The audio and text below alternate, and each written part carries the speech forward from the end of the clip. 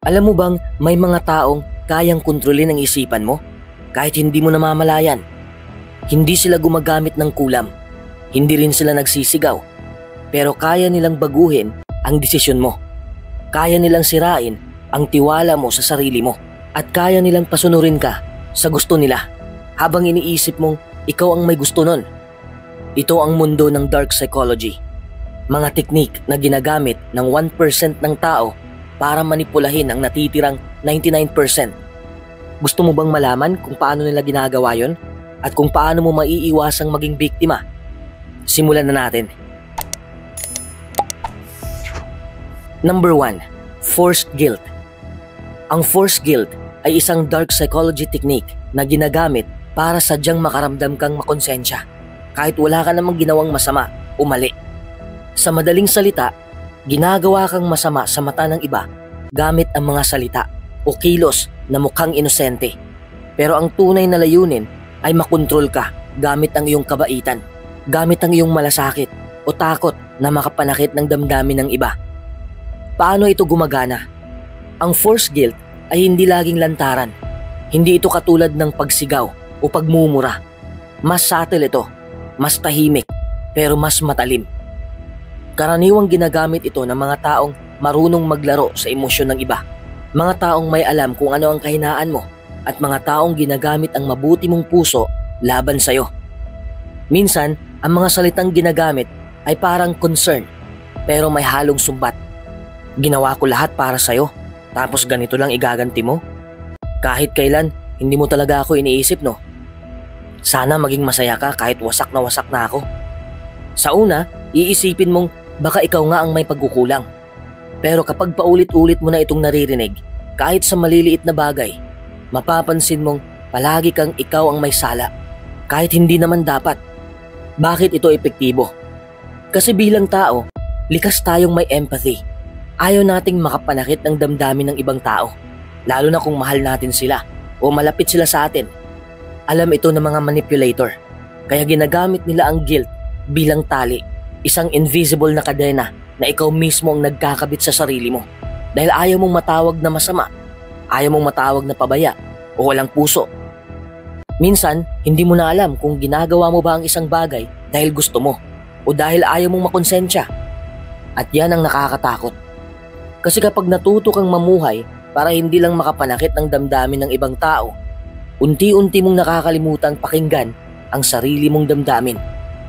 Halimbawa, may kaibigan kang matagal nang humihiram ng pera. Sa una, okay lang, tinutulungan mo kasi alam mong gipit siya. Pero dumating ang punto na ikaw na ang nangangailangan. Wala ka na ring extra tapos nanghihiram siya. Kapag sinabi mong, pasensya na, hindi ko na muna kaya ngayon, ang isasagot niya ay, ganon, lahat ng pagkakataon, hindi kita pinahiya. Pero ikaw, sa panahon lang na kailangan kita, iniwan mo pa ako. Hindi ka sinigawan, hindi ka minura, pero bakit parang ang bigat sa dibdib? Ito ang kapangyarihan ng forced guilt. Pinaparamdam sa'yo na ikaw ang masama, kahit totoo namang wala kang kasalanan. Kahit ikaw ang nasasagad, ikaw pa rin ang dapat mag-adjust. Sa dulo, baka mapilitan ka pa rin tumulong, hindi dahil gusto mo, kundi dahil ayaw mong madagdagan ang bigat ng konsensya mo. Bakit delikado ito? Kasi kapag nasanay kang magdesisyon batay sa guilt, mas madali kang kontrolin. Kahit sa relasyon, kahit sa pamilya, trabaho, kapag may taong laging gumagamit ng sumbat para mapasunod ka, hindi na ito healthy. Hindi ito malasakit. Manipulasyon ito. Paano mo malalaman kung may gumagamit sa'yo ng forced guilt? Kapag palagi mong naiisip na baka ako ang mali, kahit alam mong tama ka. Kapag natatakot kang magsabi ng hindi dahil baka may masama silang sabihin o iparamdam. Kapag laging may kasamang sumbat o iyak sa bawat pabor na hinihingi. Kapag parang obligado kang bumawi kahit hindi mo na kayang bumigay. Paano ito labanan? Ang una mong armas, kamalayan. Kapag alam mong ginagamit ito sa'yo, mas madali mong tanungin ang sarili mo. Ginagawa ko ba ito dahil gusto ko? O dahil lang ayokong makonsensya? Kung ang sagot ay dahil sa guilt, huminto ka. May karapatan kang tumanggi. May karapatan kang hindi masira dahil sa emosyon ng iba. Ang totoo, Ang tunay na malasakit ay hindi gumagamit ng guilt. Ang pagmamahal, hindi naniningil. Number 2, false consensus. Ang false consensus effect ay isang psychological na taktika kung saan pinapaniwala ka na lahat ng tao ay sang-ayon sa pananaw, sang-ayon sa opinyon o kilos ng isang tao, kahit na hindi naman talaga. Ginagamit ito para iparamdam sa'yo na ikaw ang mali, na ikaw ang kakaiba o out of place, at para pilitin kang mag-conform o sumunod. Ito ay mapanganib dahil ginagawa nitong panlipunang pressure ang sandata. Hindi ka nila pinipilit direkta, pero ginugulo nila ang isip mo gamit ang ideya na ikaw lang ang naiiba. Sa ganitong paraan, iniinsulto nila ang sariling pag-iisip mo habang dinadaan sa pangkalahatang opinyon. Bakit ito epektibo? Dahil ang karamihan sa atin ay may natural na takot na maiba. Bilang mga tao, likas tayong naghahanap ng pagkakabilang at pagtanggap. Kapag sinabihan kang lahat ay sang-ayon dito, ikaw lang ang may ganyang opinyon, madalas ay nagsisimula ka ng pagdudahan ng sarili mo, kahit tama ka naman. Halimbawa, isang araw sa trabaho, tinanong mo ang boss mo kung bakit hindi pa rin naaprubahan ang proposal mo, kahit kumpleto na ito at mahusay ang pagkakagawa. Imbis na sagutin ng maayos, sumagot siya ng, alam mo, ikaw lang talaga ang may reklamo tungkol dyan. Lahat ng iba, tanggap na tanggap ng sistema. Ikaw lang ang parang mahirap pakisamahan. Sa unang tingin, simpleng komento lang. Pero kung susuriin mo, ginamit niya ang false consensus para i-frame ka bilang problema, na ikaw lang ang naiiba, para patahimikin ka, para iwasan ang tunay na issue. Malamang ay mapapaisip ka na lang, baka nga ako ang mali. Kahit wala naman siyang pinakitang konkretong ebidensya na totoo ang sinasabi niya. Ang problema, kapag paulit-ulit kang ginagamitan ng false consensus, nasasanay kang i-doubt ang sarili mong paninindigan. Unti-unti mong i-a-adjust ang pananaw mo, hindi dahil mali ka, kundi dahil ayaw mong mapag-iwanan o mapahiya. Paano ito labanan? Una, humingi ka ng ebidensya. Kapag sinabing lahat ng tao ay ganito, itanong mo, sino-sino sila? Ilan sila? Kailan sinabi nila? Kailan nila sinabi yun? Ikalawa, ibalik ang tiwala sa sarili. Tanungin mo ang sarili mo, kung ako lang ang may ganitong opinyon, mali na ba agad ako? Ikatlo, kilalanin kung sino ang nagsasalita. Baka may interes siya sa pagpapatahimik sa'yo. Baka hindi opinyon ng lahat, kundi gamit niya lang ito para kontrolin ka. Ang false consensus ay tahimik na anyo ng pagsikil sa katotohanan. Nakabalot ito sa anyo ng pakikisama at majority wins. Pero kung hindi mo ito makikilala, maaari kang tumahimik sa mga panahong dapat kang magsalita. Hindi dahil ikaw lang ang may ideya, ibig sabihin ay mali ka na. Minsan, ikaw lang ang matapang magsabi ng totoo. Number 3, bait and switch. Ang bait and switch ay isa sa mga pinakamapanlinlang na dark psychology tricks. Sa simpleng salita, panlilin lang ito na nagsisimula sa isang magandang alok o pangako. Pero sa bandang huli, ibang-iba pala ang tunay na intensyon. Iba ang ipinakita sa'yo sa simula para maakit ka. Pero pag nakuha na ang loob mo, papalitan nila ito ng mas di ka nais-nais na bersyon. Ito ay ginagamit sa negosyo, sa relasyon, sa trabaho, at kahit sa politika. Kahit saan na may motibong kontrolin ang desisyon ng iba, pwedeng gamitin ang bait and switch. Paano ito gumagana? Una, ibinabato ang isang bait, isang bagay na sobrang kaakit-akit, pwedeng mura, maganda, o may dalang pangakong solusyon sa problema mo. Pagka-hook mo sa bait, sa kanila ipapalit ang switch, isang alok o kalagayan na malayo sa orihinal. Pero dahil na-invest ka na ng oras, emosyon o tiwala, mahirap ka nang umatras. Halimbawa, may isang lalaki na sa simula, sobrang sweet, sobrang marespeto at laging available para sa'yo. Panay text, panay tawag, maraming effort. Sasabihin pa niya, ayoko ng babaeng pinapaiyak. Never akong nanakit ng babae. Pero pagdagal, habang mas lumalalim ang relasyon, nagiging kontrolado siya. Mabilis mag-init ng ulo at bigla ka nalang minumura o sinisigawan. Kapag kinumpronta mo, ang sasabihin niya, kasi ganito talaga ako, dapat tanggapin mo na lang. Yung lalaking sweet at gentle sa simula, bait lang pala yun. Ang totoo, may pagkamapanakit at manipulative pala siya. Pero dahil mahal mo na siya, umaasa ka pa rin na babalik yung dating siya. Hindi mo na mapansin na switch ka na sa isang version ng relasyon na toxic at hindi mo pinasok sa simula. Bakit epektibo ito? Ang utak ng tao ay may tinatawag na commitment bias. Kapag nagsimula ka na sa isang bagay, kahit maliwanag ng hindi ito ang pinili mo sa simula, madalas nagpapatuloy ka pa rin dahil may investment ka na. Ayaw mong masayang ang oras, ayaw mong masayang ang effort mo o emosyon, kaya kahit alam mong niloko ka, minsan ikaw pa ang nag-a-adjust. Anong dapat bantayan? Kapag sobrang ganda ng alok sa simula, magtanong ka, may kapalit ba ito? Kapag nagbago ang trato ng isang tao pagkatapos mo magpakita ng commitment, tanungin ang sarili mo, ito ba talaga ang pinasok ko? At kapag napipilitan kang tanggapin ang bagay na hindi mo naman pinili sa simula, baka bait and switch na ang ginagawa sa'yo. Ang bait and switch ay hindi lang tungkol sa paglalako ng peking promo.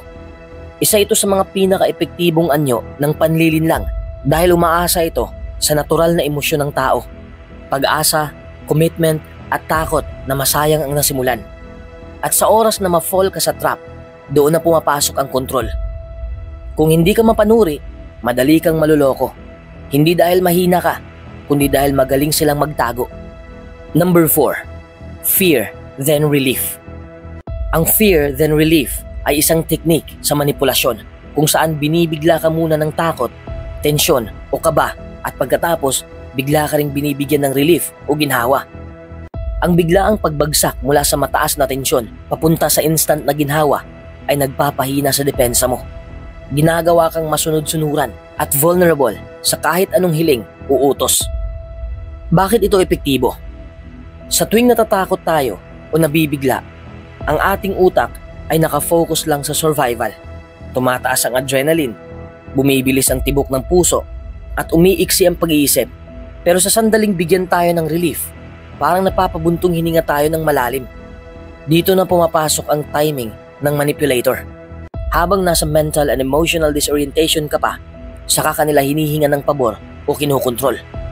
Isipin mo ito, may kaibigan ka sa trabaho. Bigla siyang lumapit sa'yo at sobrang seryoso ang mukha. Sabi niya, may kailangan akong sabihin. Naisip kong magsumbong na ako sa HR tungkol sa sinabi mo kahapon. Medyo mabigat kasi talaga yun. Tigagal ka, natuyuan ka ng laway, napaisip ka, ano yung nasabi ko? May nasabi ba akong offensive? Tatanggalin ba ako? Ramdam mo na ang kaba, pawis-pawis ang palad mo, humigpit ang dibdib mo. Biglang tatawa siya at sabihin, grabe ka, naniniwala ka agad. Loko lang yun. Pero teka, pahiram naman ng 1,000 pesos, kailangan ko talaga ngayon. Dahil sa ginhawang naramdaman mo, nabuti na lang, joke lang. At dahil gusto mo manumbalik ang ayos niyong samahan, madalas mo na lang ibibigay ang hinihingi niya kahit hindi ka komportable. Anong meron sa taktikang ito? Hindi lang ito simpleng biro o panggugulat. Isa itong pinagplanuhang emotional na roller coaster. Ang manipulator ay sinasadyang dalhin ka sa edge ng panic, tapos ililigtas ka nila para sa subconscious mo magmukha silang tagapagligtas at karapat-dapat pagbigyan. Ginagamit ito sa toxic relationships, sales techniques, interrogations, scam calls, emotional blackmail sa pamilya o kaibigan. Paano ito iwasan? Kapag napansin mong biglang ibinagsak sa'yo ang isang pangamba, tapos agad kang pinagaanan ng loob, huwag ka munang magdesisyon sa kalagitnaan ng emosyon. Huwag basta sumagot ng, oo, dahil lang sa buti na lang ligtas ako. Huminga ka, maghintay ng ilang minuto, magtanong, mag-isip. Hindi lahat ng nagpapagaan ng loob mo ay may mabuting intensyon. Number 5. Reframing. Isa ito sa pinakadelikado pero madalas hindi napapansin na teknik ng dark psychology. Sa simpleng salita, ang reframing ay ang pagbaluktot ng kahulugan ng isang karanasan, kilos o emosyon upang ipresenta ito sa paraang pabor sa manipulator. Para itong pagkuha ng isang pangyayari at pagbibigay dito ng ibang lente. Isang lente na magmumukhang ikaw ang mali o kaya'y wala kang karapatang masaktan. Hindi ito basta kasinungalingan. Mas matindi ito dahil binabago nito ang pananaw mo sa nangyari. Kaya kahit tama ang nararamdaman mong galit, lungkot o takot, mapapaisip ka kung dapat mo nga bang maramdaman yon. Ito ang dahilan kung bakit sobrang mapanganib ang reframing. Inaagaw nito ang kontrol sa sarili mong interpretasyon ng karanasan. Halimbawa, isang babae ang sinigawan ng kanyang boyfriend sa harap ng maraming tao dahil sa isang maliit na bagay. Umiiyak siya habang pauwi at sa kanyang isip ay malinaw na abuse ang nangyari. Pero kinabukasan, binisita siya ng boyfriend at sinabing, "Kaya lang naman ako sumigaw kagabi dahil sobrang nag-aalala ako. Ayokong may mangyaring masama sa'yo. Gusto ko lang talagang maging attentive ka. Kung talagang wala akong pakialam, hindi na lang ako magsasalita." Sa una, maririnig mo ito at parang may punto. Pero kung iisipin mong mabuti, ito ay isang klasikong halimbawa ng reframing. Ang malinaw na anyo ng emotional abuse, ang paninigaw sa publiko, ay biglang ipininta bilang ekspresyon ng pagmamahal. Ang pananakit ay binalutan ng intensyong concern.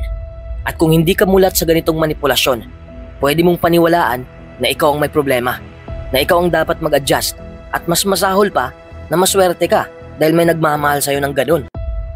Bakit ito epektibo? Dahil ang utak ng tao ay natural na naghahanap ng kahulugan sa mga karanasan. Kung may taong matalino at malapit sa'yo na nagbibigay ng bagong interpretasyon sa nangyari, lalo na kung sila ang dahilan ng sakit na yon, may tendency tayong maniwala sa version nila ng kwento kaysa sa nararamdaman natin mismo. At kapag paulit-ulit itong ginagawa sa'yo, unti-unting nabubura ang tiwala mo sa sarili mong instinct. Matututunan mong isantabi ang damdamin mo at umasa sa paliwanag ng ibang tao. Isa itong subtle pero matinding anyo ng kontrol. Paano ito labanan? Una, kilalanin ang emosyon mo. Kung nasaktan ka, tanggapin mo ito bilang totoo. Ikalawa, huwag mo agad tanggapin ang paliwanag ng iba, lalo na kung sila ang may ginawang masama. Ikatlo, tingnan ang pattern. Ilang beses ka na bang napaniwala na sila ang tama at ikaw ang mali, kahit nasasaktan ka? Number 6, learned helplessness. Ang learned helplessness ay isang psychological condition kung saan ang isang tao ay unti-unting natututo na wala siyang magagawa sa harap ng problema, kahit may kakayahan naman siyang lumaban o makaalis. Ang mas malala, natutunan niya ito dahil sa paulit-ulit na karanasan ng pagkabigo o pagkatalo hanggang sa bumigay na lang siya at mawala ng lakas ng loob. Hindi ito katamaran, hindi rin ito kabubuhan. Ito ay bunga ng mga karanasang binasag ang kumpiyansa at pananampalataya ng isang tao sa sarili niyang kakayahan. At kapag tumagal ito, nagiging normal sa kanya ang sumuko, umiwas at manahimik kahit may pag-asa. Halimbawa, si Ana at ang pangarap niyang maging guro. Si Ana ay lumaki sa isang mahirap na pamilya. Matalino siya, masipag at pangarap niyang maging guro. Pero sa bawat hakbang ng kanyang buhay, may humaharang. Noong elementarya, palaging sinasabi ng tatay niya, "Wala kang mararating sa buhay, babae ka lang." Noong high school, kahit siya ang top 1, hindi siya pinayagang sumali sa inter-school contest. Wala tayong pamasahe, baka mapahiya ka lang. Noong nag-apply siya ng scholarship sa kolehiyo, 3 beses siyang na-reject. Wala man lang nagsabing, "Kaya mo yan, subukan mong muli." Dahil sa sunod-sunod na pagkatok sa saradong pinto, unti-unti siyang naniwalang wala talaga siyang halaga. Ang dating Ana na masigasig, naging tahimik, takot sa rejection at nawalan ng gana sa pangarap. Fast forward, may scholarship na iniaalok ang munisipyo. Kaibigan niya ang nag-alok sa kanya, pero ang sagot ni Ana, "Salamat, pero hindi na para sa akin yan. Baka mapahiya lang ako ulit." At doon makikita ang learned helplessness. Hindi dahil wala siyang kakayahan, kundi dahil nakondisyon na siya na ang bawat pagsubok ay may kasunod na kabiguan. Kaya kahit may pagkakataon na, ayaw na niyang lumaban. Bakit delikado ito? Dahil kapag naitanim ito sa isipan mo, kahit may bukas kang pinto, pipiliin mong hindi pumasok. Kahit may mga taong handang tumulong, ayaw mong lumapit. At kahit ikaw na lang hinihintay ng tagumpay, hindi ka gagalaw. Hindi mo alam, ikaw na pala ang sarili mong kulungan. Maaari bang mabago ang learned helplessness? Oo, pero hindi ito madali. Kailangan ng awareness. Kailangan ng maliliit na tagumpay. Kailangan ng support system. Ang pinakamalungkot na uri ng pagkatalo ay yung hindi ka na lumalaban dahil akala mo wala nang saysay. Pero sa totoo lang, baka isang subok na lang ang pagitan mo sa tagumpay. Kaya kung pakiramdam mo ay parang si Ana ka, tandaan mo, ang pagkatalo ay hindi permanente. Ang pagsuko ang tunay na pagkatalo. At ang learned helplessness, Hindi mo kasalanan kung naranasan mo ito, pero responsibilidad mong palayain ang sarili mo kapag alam mong may pag-asa pa. Number 7. Double bind. Isa sa pinakamapanganib ngunit hindi agad namamalayang uri ng manipulasyon ay ang tinatawag na double bind. Sa simpleng salita, ito ay isang sitwasyon kung saan anumang piliin mo, mali ka pa rin. Para kang binigyan ng dalawang option, pero parehong magdudulot ng guilt, pagkatalo o kapahamakan sa'yo.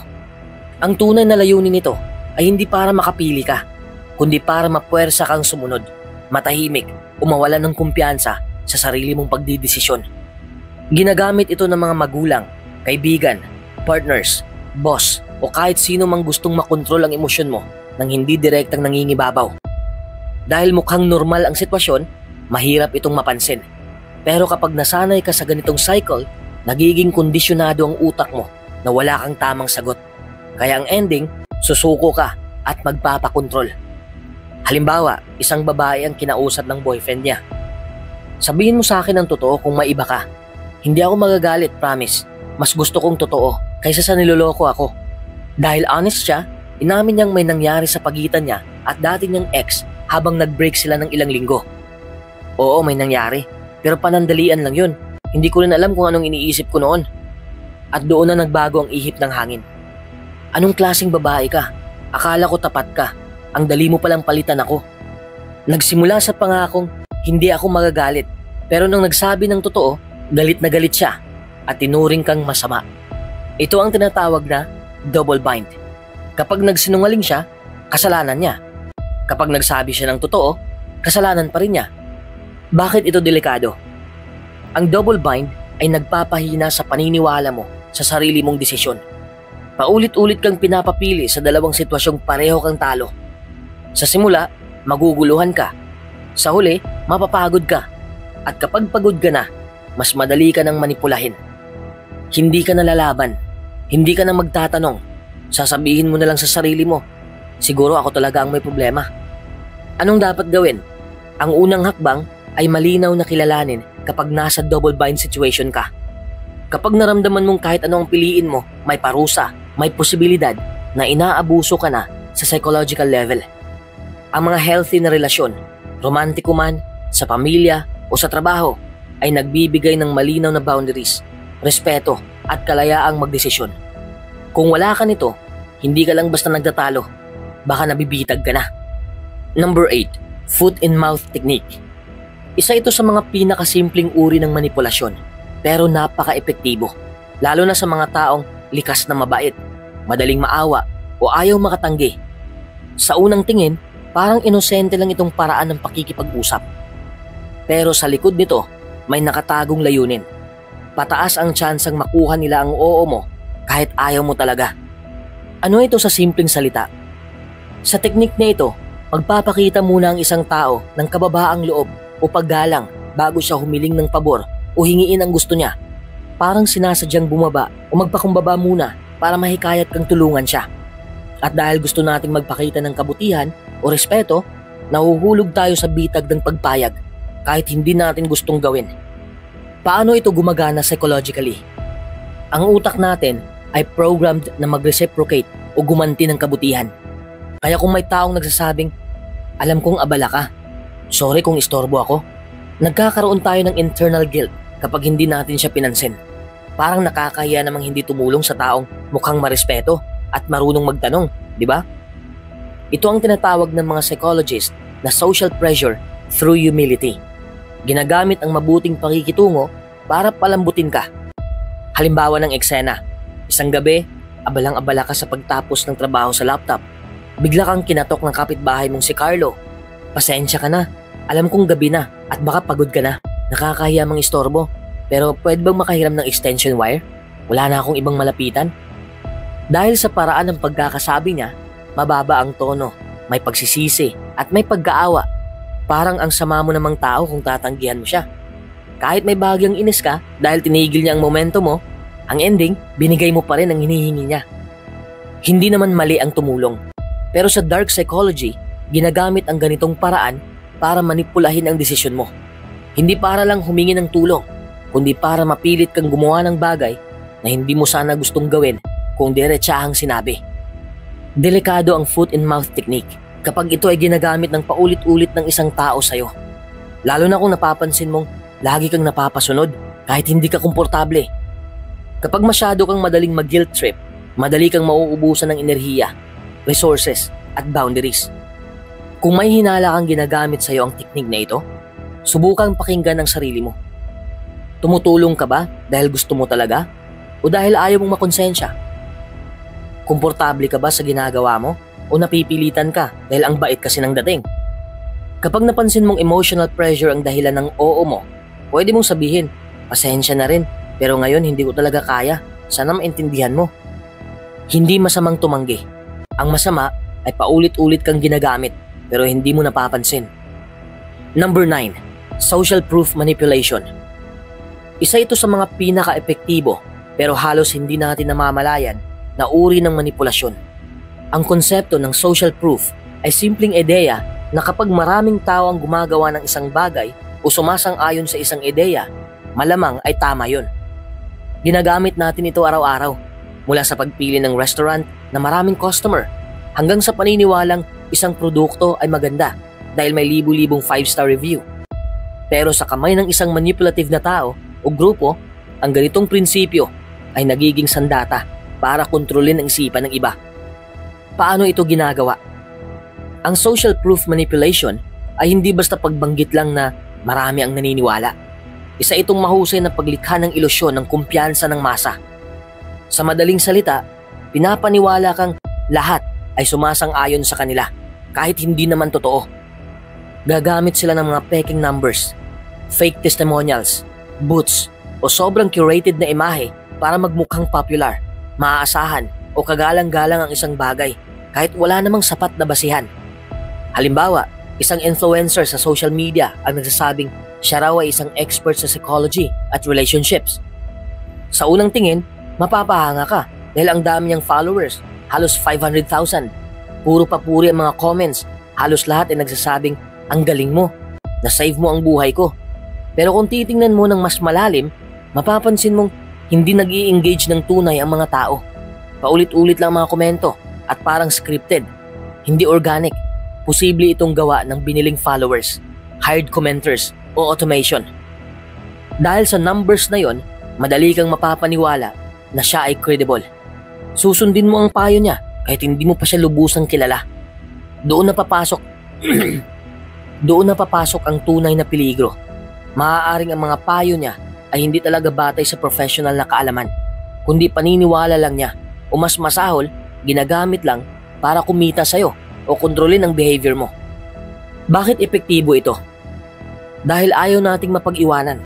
Likas sa tao ang sumama sa kung nasaan ang karamihan. Psychologically, nararamdaman natin na mas ligtas kung nandoon tayo sa popular side. Kaya kung hindi ka aware, madali kang madadala ng agos kahit hindi mo iniisip kung totoo ba o hindi ang pinaniniwalaan ng lahat. Ano ang epekto? Kapag nabiktima ka ng social proof manipulation, maaaring mawala ang sarili mong kakayahan na mag-isip ng kritikal.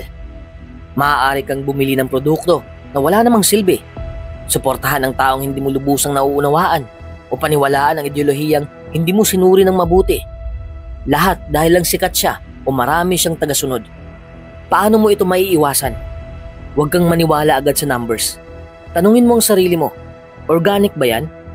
May saysay ba ang sinasabi niya? Obserbahan ang engagement. Totoo ba ang nakikipag-ugnayan ng audience o paulit-ulit lang napapuri? Gamitin mo ang sariling pag-iisip. Kahit pa milyon ang sumusunod sa isang tao, tanungin mo, may halaga ba talaga ang mensahe niya sa akin? Number 10. Identity fragmentation. Ang identity fragmentation ay isang dark psychology tactic kung saan dahan-dahang paghahati-hati o pinapawalang saysay ang pagkakakilanlan mo bilang isang tao. Parang sinisira nila ang core o sentro ng sarili mo para maging mahina ka sa kanila at mas madaling kontrolin. Kapag fragmented ang identity mo, nagiging magulo ang sarili mong pagtingin sa kung sino ka, kung anong pinaniniwalaan mo, at kung anong mga halaga mo. Sa madaling salita, nawawalan ka ng matibay na pagkakakilanlan at nagiging plastic o madaling hubugin ayon sa gusto ng iba. Paano nila ito ginagawa? Una, pinaparamdam nilang mali o o kakaiba ang mga paniniwala mo. Halimbawa, kapag may opinion ka sa isang bagay, sasabihin nila, bakit mo naman yan naiisip? Lahat naman ay ganito. Ikaw lang ang iba. Unti-unti, maiisip mo na baka nga mali ka o hindi tama ang mga gusto mo. Ikalawa, pinipilit kang gawing parang iba o katulad nila. Sinasabi nila na kung gusto mong tanggapin o mahalin, dapat mong baguhin ang ugali mo o kalimutan ang mga bagay na naging parte ng pagkatao mo. Ikatlo, gumagamit sila ng mga contradictory na mensahe para lituhin ka. Minsan sasabihin nilang mahal ka nila, tapos bigla naman ay sisiraan o babawasan ang halaga mo. Gagawing hindi mo maintindihan kung ano ang totoo, kaya aasa ka na lang sa kanila para sa katotohanan. Isipin mo ang isang relasyon kung saan palaging sinasabi ng partner mo na masyado kang matapang. Hindi mo dapat ipakita ang sarili mo ng ganito. Kapag pinakita mo ang totoong opinion mo o gusto mo, sinisiraan ka agad o pinaparamdam na mali ang nararamdaman mo. Minsan sasabihin nilang, dapat mas magalang ka. Bakit ka palaging masungit kahit hindi naman ganun ang intensyon mo? Unti-unti, hindi mo na alam kung sino ka talaga dahil palaging pinipilit nilang baguhin ang asal o paniniwala mo. Bakit delikado ito? Kapag na-fragment ang identity mo, nawawala ang matibay na pundasyon para lumaban o tumakbo kapag may problema. Nagiging dependent ka na lang sa taong gumagawa nito sa'yo. At ito ang unang hakbang para sa emotional abuse o mental control. Kung naisip mo man na bakit ko nararamdaman ito, baka ako may problema. Tandaan, ito ay isa sa mga taktika ng manipulasyon para talagang malito ka. Ang unang hakbang para makabawi, alamin at kilalanin kung sino ka, hindi kung ano ang gustong ipagawa sa'yo ng ibang tao.